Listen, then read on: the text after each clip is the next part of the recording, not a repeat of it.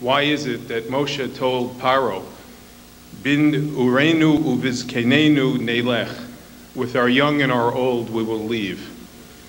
Isn't that an odd or an unusual formulation of the phrase that we're going to leave with our young and our old? After all, our sages teach us to show reverence to the old and not to the young first. And the answer is exactly with what Rabbi Marmelstein's granddaughter spoke toward. Children always come first, and that no child is left behind. And Moshe Rabbeinu knew the charge that was going to Paro, that he led a campaign to stop our people with its youngest. This is what held my interest in Aleh. No child is left behind.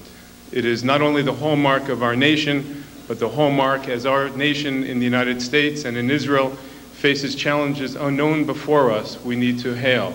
Because it's in the detail of the chesed, it's in the detail of the love that we give to our youngest citizens throughout the world that we will ultimately not only see Mashiach with God's help, but also be able to fix all of the problems that the adults cure.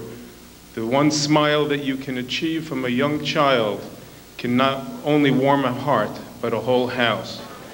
We're speaking with the mayor of Englewood. He's an immigration lawyer, very active in a lot of Jewish community events. He's being honored by the Aleph Foundation.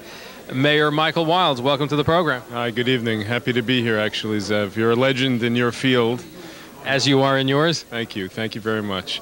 We practice immigration law in Midtown Manhattan for many years, and it's really my pleasure to be here today, not only as an elected official, but as an attorney who sees the plight of individuals, particularly our youngest individuals, being catered to by this wonderful organization.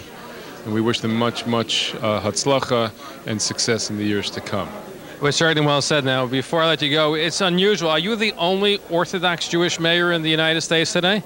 Yeah, there are mayors that are Orthodox, actually, of villages and townships, but I'm the only elected mayor of a municipality in the whole United States. And I had the privilege, actually, of hosting the mayor of Jerusalem just about 2 months ago in my home, where we reminisced a little bit about this fact. It's a tremendous responsibility and something that I take very seriously, and I hope to make our community and our nation proud. As we face unknown challenges, whether domestically or internationally, it's important that our community participate in the process and do what's right by people of all ages. Now, how many people are you mayor of? There are 26,000 residents in Englewood. I have about 26,000 different bosses. The school system has its youngest representatives who cannot vote, but I have supported their banner. Again, it's about 26,000 residents, of which about 12,000 are registered, and about 26,000 residents have about 26,000 opinions. And I assume that's not a full-time position. It gives you opportunity to practice law and whatever else you're involved with. The New Jersey law permits mayors to not only practice law or do whatever profession they have, but to maintain their status as a mayor also.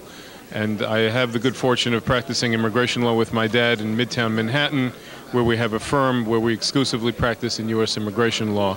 And ultimately, it's a privilege not only to navigate both the legal and the political worlds, and sometimes both of them actually come together, where you get to do mitzvahs, good deeds that are for people in our community, whether they come from the political arena or the communal one. It's something that we've worked very hard. We've represented scores of individuals in the 1990s that had defected with great intelligence information, helping our government. And if you go on my website, which is michaelwilds.org, you'll see some of the more celebrated cases that our office has been involved in. Public service is a public trust, and we've worked very hard, whether it's legally or politically, to ensure that trust. No, and you still have time, being the mayor of Englewood, being the only Orthodox Jewish mayor in the country, a lawyer and active in Jewish organizations such as Aleh, helping youngsters that need our help.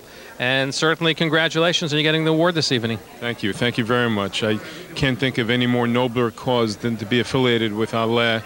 Bivnarenu uvizkunenu, the Parsha says.